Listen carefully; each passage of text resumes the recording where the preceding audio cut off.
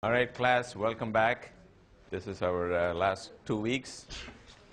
We're going to have a slightly different schedule for the problem sets. I'm going to assign something today, which is due next Wednesday, giving you enough time so you can plan your moves. Then I will probably give you one last problem set with 2 or 3 problems on whatever I do near the end. We'll have to play it by ear. Okay, so this is another new topic on thermodynamics, a fresh beginning for those who want a fresh beginning. And it's also stuff you probably have seen in high school, some of it at least.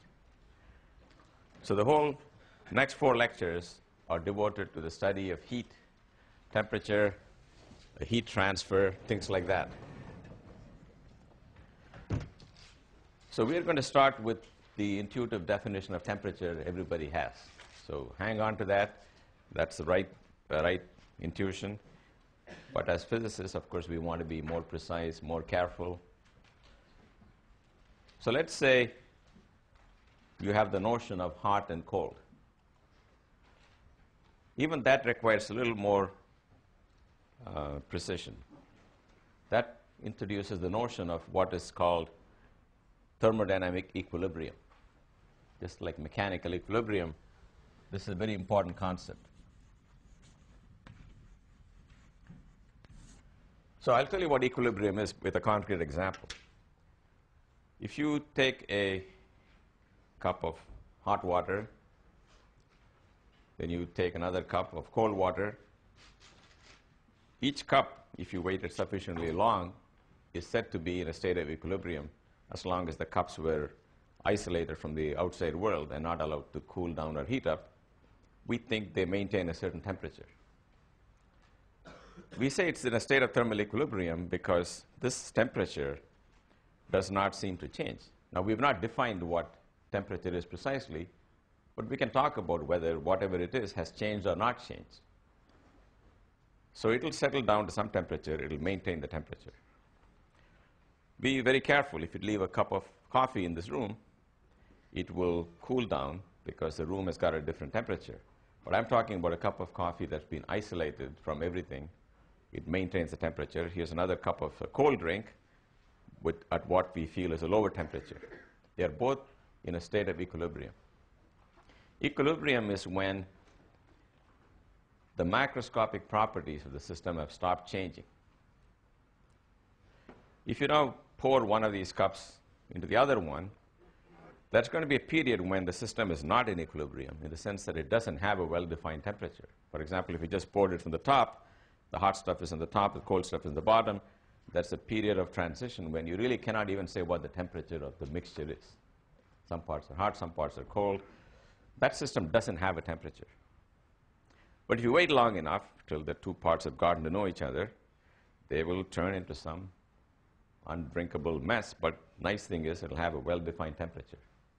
That's again a system in equilibrium. So you've got to understand that temperature and thermal equilibrium represent gross macroscopic properties, and they're not always defined. At the microscopic level, it's no secret, we all know that everything is made of atoms and molecules.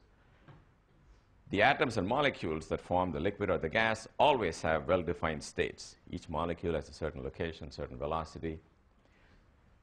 But at a macroscopic level, when you don't look into the fine details, focus on a few things like temperature, they don't always have a well-defined value. That's what you got to understand. Things have a well-defined value when they have settled down. How long does it take to settle down? That's a matter of what system you're studying. But generally, you can all tell when it has settled down. Here's another example. Suppose you take a gas and you put it inside this piston here. There's some gas inside. You put some weights, and everything is in equilibrium. We say this in equilibrium because the macroscopic things you can see with your naked eye, nothing is changing. It's going to just sit there. But if you suddenly now remove, say, a third of the weights, the piston's going to rise up, shake around a little bit, maybe settle down in a new location.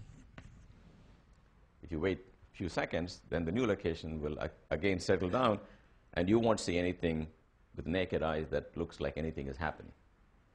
In between, you will see the piston moving, the gas is turbulent, the pressure is high in some region, low in some regions, then it settles down.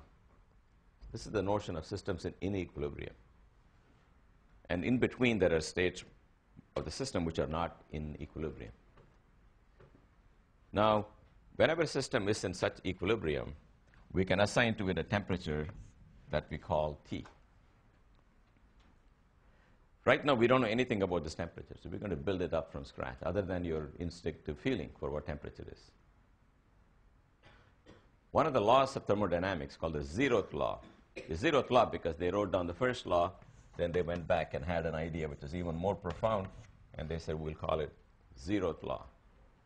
Zeroth law says, if A and B are at the same temperature, and B and C are at the same temperature, then A and C are at the same temperature. Now, I see disbelief in the audience saying, why do you call this a law? Look, I think that is